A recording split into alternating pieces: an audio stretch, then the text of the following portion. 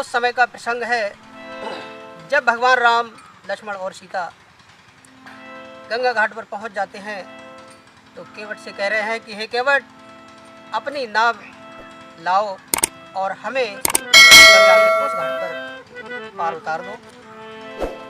तो कहना हुआ कि श्री राम वन को चल दिए और पहुँचे गंगा घाट और केवट से कहने लगे, सुन केवट मेरी बात।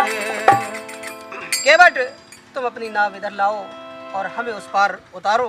तो केवट कह रहा है कि दीनानाथ अनाथ से और भला मिला संयोग, अगर मुझे न तारोगे तो हंसी करेंगे लोग।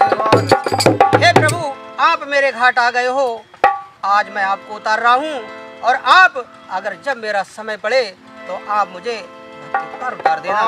तो कहना हुआ, क्या कहना हुआ कि प्रभु मुझ अनाथ पर, नाथ मुझ अनाथ पर दया कीजिए, चरणों को आपने बुला लीजिए, चरणों को आपने बुला लीजिए।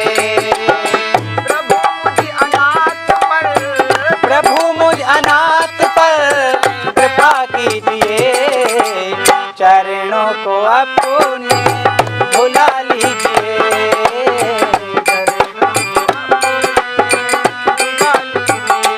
केवट कह रहा है, प्रभु जब तक आपके चरणों को नहीं धो लूंगा, जब तक मैं अपनी नाव में आपको नहीं बैठारूंगा, क्योंकि तुम तो जगत के पिता हो। अरे आपका तो एक उंगली का लगना ही बहुत है, आपका अगर एक उंगली लग गई तो मेरी नाव पता नहीं कहाँ चली जाए। तो इसलिए कह रहा है, क्या प्रभु मुझ अनाथ पर, नाथ मुझ अनाथ पर दया कीजिए, चरणों को आपने बुला लीजिए, चरणों को आपने बुला लीजिए।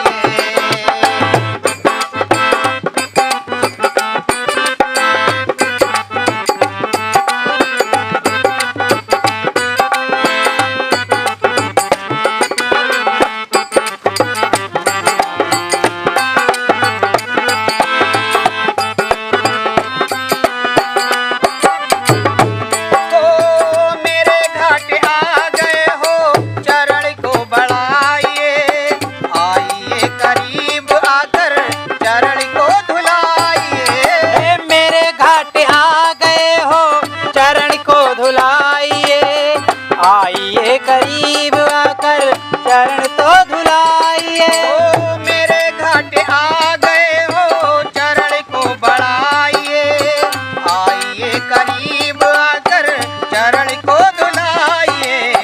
हाथ मेरे माथे पर, हाथ मेरे माथे पर रख दीजिए, चरणों को आपने बुला लीजिए, चरणों को आपने बुला लीजिए।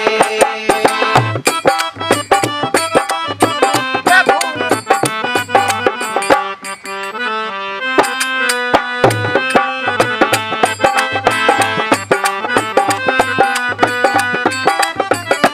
ओ प्रभु मुझे अनाथ पर, नाथ मुझे अनाथ पर दया कीजिए, चरणों को आपने बुला लीजिए, चरणों को आपने बुला लीजिए।